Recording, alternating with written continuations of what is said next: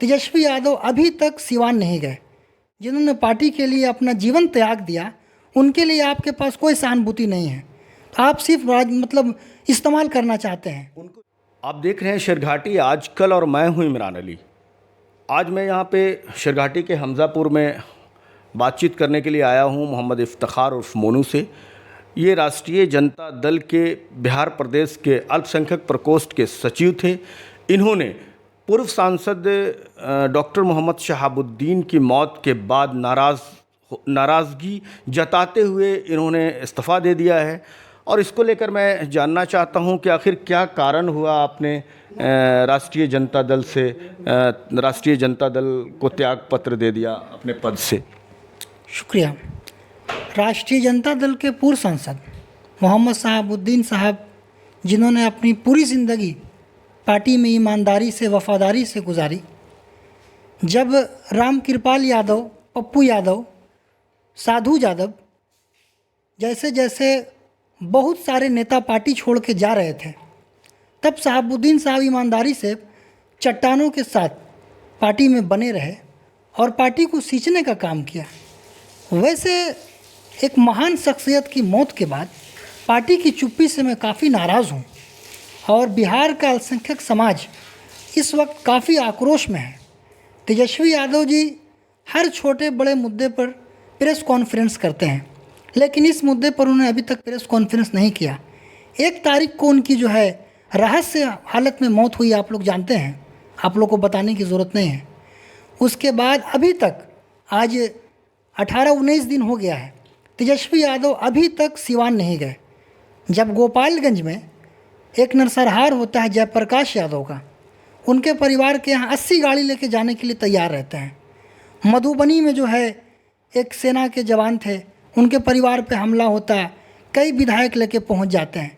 लेकिन जो पार्टी के वफादार नेता हैं, जिन्होंने पार्टी के लिए अपना जीवन त्याग दिया, उनके लिए आपके पास कोई सहानुभूति नहीं है।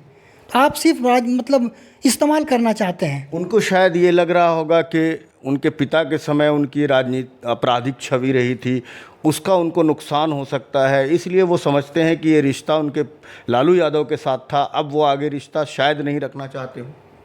तो विधानसभा चुनाव में मैडम हिना साहब को हेलीकॉप्टर पे क्यों घुमाते हैं?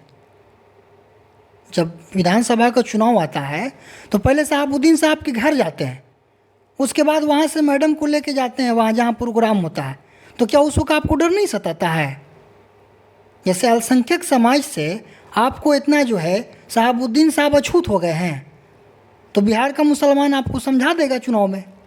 लेकिन जो ट्वीट किया था ओसामा ने, उनके बेटे शहाबुद्दीन साहब के बेटे ने, तो राजद को लेकर जो बातें कही थी, लालू यादव को लेकर या तेजस्वी यादव को लेकर, तो बाद में उन्होंने खुद ही कहा कि ये जो ट्वीट है वो फेक है।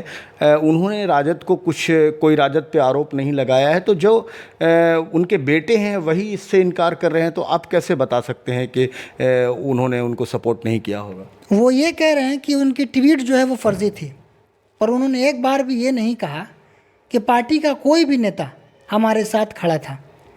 सिर्फ फ़ोन पे कांटेक्ट में थे, लेकिन दिल्ली में रह के तेजस्वी यादव उनसे मिलने नहीं गए।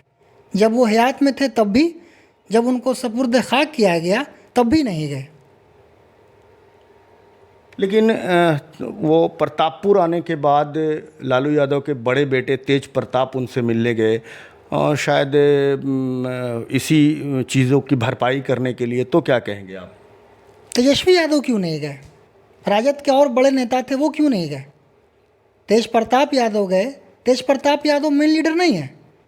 अभी सारा सर्वा जो है वो तेजस्वी यादव, उनको जाना चाहिए था। आप जब बड़े नेता की मौत पर इस तरह से मौन हैं, तो आपको जो है किस तरह से लोग देखेगा, बताइए। आप प्रतापपुर गए थे अभी हाल में, जैसा कि आपने अपने सोशल साइट पे उसको लगाया भी था, तो ओसामा के साथ आपने तस्वीरें लगाई थी। तो क्या ओसामा का स्टैंड लग रहा है? वो आगे राष्ट्रीय जनता दल में रहेंगे या फिर उनके इर्द गिर्द जो जेडीयू डोरे डाल रही है, क्या उम्मीदें लग रही हैं आपको? देखिए, ओसामा भाई से हम मिले, अभी बहुत आक्रोश है वहाँ पर, पार्टी के प्रति बहुत नाराज़गी है, लेकिन हम लोगों ने राजनीतिक टॉपिक पे किसी तरह की बात नहीं की। हम सिर्फ उनको जो है हिम्मत देने के लिए गए थे कि हम लोग आपके साथ हैं, आपका जो भी डिसीज़न होगा हम लोग आपके साथ रहेंगे आगे भी। मतलब आपने राजद से रिज़ाइन किया है, तो जहाँ शहाबुद्दीन साहब का परिवार रहेगा वहीं हम भी रहेंगे। लेकिन हिना साहब ने शायद कुछ दिन पहले ऐसी खबर आई थी कि वो अब सक्रिय राजनीति में नहीं रहेंगी, आगे चुनाव भी नहीं लड़ेंगी, तो फिर आगे क्या उस परिवार के बारे में उम्मीद लगाएं? ओसामा साहब हैं, बिहार की जनता उनमें, सिवान की जनता उनमें शहाबुद्दीन साहब देखती है। उनके नेतृत्व में हम लोग चुनाव लड़ेंगे और जीतेंगे इंशाल्लाह। तो क्या लगता है वो अपनी पार्टी बनाएंगे? देखिए अभी कुछ कहना मुश्किल है, जब इद्दत पूरा हो जाएगा तो उन्होंने हमको बुलाया है कि आप आइएगा, मीटिंग होगी, उस मीटिंग के हिस्सा मैं भी रहूँगा और वहाँ जो डिसीज़न होगा हम लोग उसको सबको सहमति से मानेंगे। बिहार में आपके हिसाब से कौन कौन लोग इस्तीफा दे रहे हैं इस प्रकरण को लेकर? अब तक जो है 50-60 लोगों ने इस्तीफ़ा दिया है।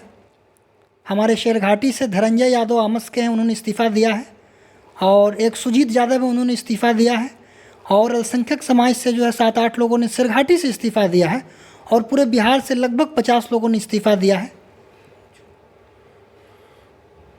तो मामला ये है कि आगे ये जो